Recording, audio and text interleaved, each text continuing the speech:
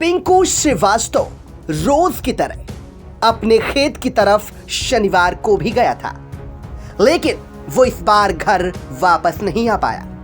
उसे क्या पता था कि उसका खेत जाने का वो आखिरी दिन होगा। रविवार को उसके सरसों के खेत में शव मिलने से परिजनों का रो रो कर बुरा हाल है। कोई कुछ बताने की हालत में नहीं है। गांव में सन्नाटा फैल गया है। पुलिस पोस्टमार्टम रिपोर्ट आने का इंतजार कर रही है। ये घटना कैसे हुई ये कोई नहीं जानता, न ही कोई किसी पर आरोप लगा रहा है। जी हां, हम बात कर रहे हैं सीतापुर के थाना महोली कोतवाली क्षेत्र के ग्राम कुल्हौरा गांव की, जहां पर 20 वर्षीय पिंकू का सरसों के खेत में परिजनों ने शव देखकर रो रो कर बुरा हाल कर लिया है। पिंकू के पिता डोरेलाल श्रीवास्तव एक किसान हैं।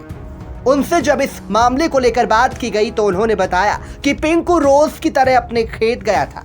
इसके बाद वो हर बार की तरह घर वापस नहीं आया तो सभी ढूंढने निकल पड़े। एक दो लोगों ने पूछा गया तो गांव के ही एक व्यक्ति ने उसे सरसों के खेत में पड़ा होने की बात बताई, जिस पर सभी दौड़कर खेत की तरफ पहुंच गए, जहां पर देखा बेसुध हालत में पिंकू का शव सरसों के खेत में पड़ा हुआ। परिजनों ने शव देखते ही रोना धोना शुरू कर दिया। उन्हें क्या पता था कि पिंकू का खेत जाने का यह आखिरी दिन होगा। 20 वर्षीय पिंकू की मौत हो जाने में परिवार वाले बड़े ही दुखी हैं। वीटीवी न्यूज के लिए अंकित कुमार की रिपोर्ट। वो यहाँ से गया था बाजार। जी। और बाजार से आया, फिर यहाँ घर में आया और परचून की दुकान करता था। और फिर यहाँ से वो खेत में चला गया। खेत में इसकी माँ भूसा उसा लिए आ रही थी। जी। तो भूसा की गठरी जो है ये अपने आप अपने सर पर रख के और यहाँ रख गो घर। जी। और उसके बाद में ये फिर चला गया। अच्छा, तो ये हमको कोई संदेह नहीं था कि ये कहाँ जा रहा है कहाँ नहीं जा रहा है। खेत में रहता, वहाँ मोटर वोटर लगा है। जी।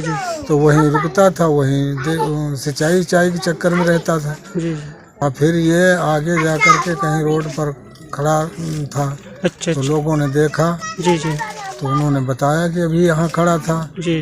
अच्छा, फिर हम सुबह का टाइम था तो सुबह हमने देखा कि तो घर में मोबाइल दोनों इसके घर पे ही। जी।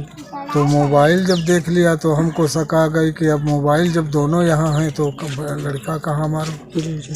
तो वही के बाद में या फिर हम ढूंढे ढांढे लगे इधर उधर चारों तरफ ढूंढे ढांढे। जी। फिर हमारे एक चचा के लड़का है राकेश। जी। उन्होंने देखा कि हमारे खेत में ही लाही खेत था, उसमें शव पड़ा था।